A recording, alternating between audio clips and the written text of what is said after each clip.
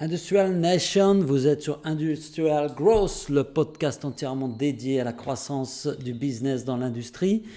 Je réponds à la question d'Anastasia qui m'a interrogé sur LinkedIn et qui m'a demandé comment je faisais pour faire des vidéos.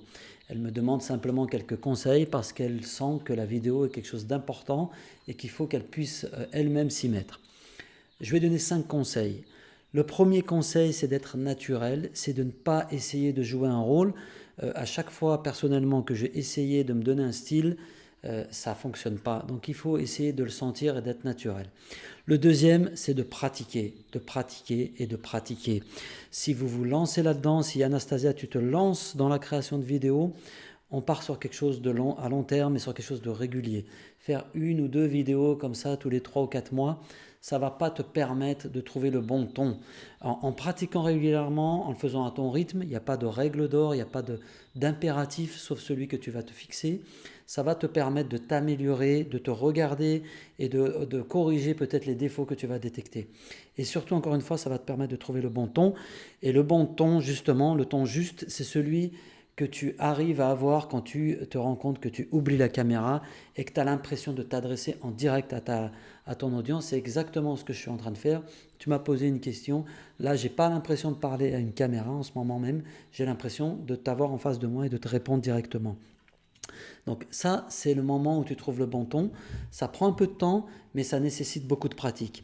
Le quatrième conseil, c'est de chercher vraiment à aider et à partager. Il ne faut pas parler de soi, il ne faut pas raconter sa vie, il ne faut pas essayer de vendre à travers les vidéos, ça ne fonctionne pas, ça ne fonctionne plus. Il faut vraiment essayer d'apporter une valeur ajoutée par rapport à quelque chose qui te tient à cœur, par rapport à quelque chose qui te passionne. Ça peut être aussi un coup de gueule. Il faut être soi et il faut essayer d'apporter une valeur ajoutée, une plus-value à ceux qui vont regarder ta vidéo. Il faut qu'en fermant leur ordinateur ou en arrêtant leur smartphone, après avoir écouté ta vidéo, ils aient l'impression de partir avec quelque chose.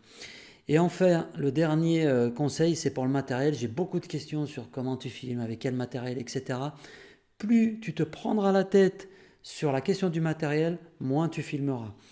Moi, personnellement, j'ai investi dans tout un tas de choses pour filmer des éclairages, des fonds, pour avoir de belles couleurs d'arrière-plan. Je ne les utilise jamais. Et finalement, ce que j'utilise, c'est mon smartphone. J'ai investi dans un iPhone 8, mais vous n'êtes pas obligé d'en prendre un dernier cri. Il y a paquet de marques d'iPhone ou de smartphones qui font de très belles vidéos. Ensuite, j'ai une appli qui s'appelle sur iPhone Clip que vous trouverez facilement, que j'essaye de vous montrer, voilà, qui ressemble à ça et qui vous permet d'avoir automatiquement la transcription et les sous-titres. Le plus important dans la vidéo, c'est ce petit appareil-là, c'est un petit micro-cravate. Je ne sais plus exactement quel est son nom. Moi, j'en ai pris un de cette marque-là qui s'appelle Rode, avec une rallonge.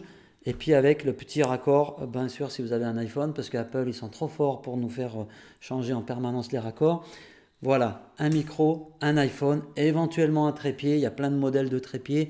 Il y a des trucs qui s'adaptent un peu partout. Il y a des trépieds un peu plus imposants.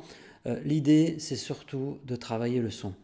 Voilà, j'espère que mes conseils vont pouvoir t'aider. La règle d'or, c'est de